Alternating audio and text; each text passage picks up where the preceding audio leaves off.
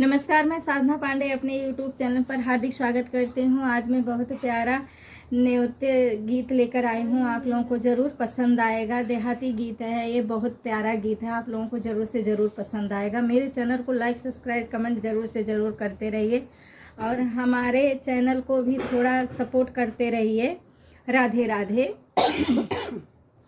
झीने ही पग के कामने रामा हो, मड़ै के आया हो, तोरी जे बहिनी भातार की, बारा नौबती बाजई हो, भल की बहिनी भातार की,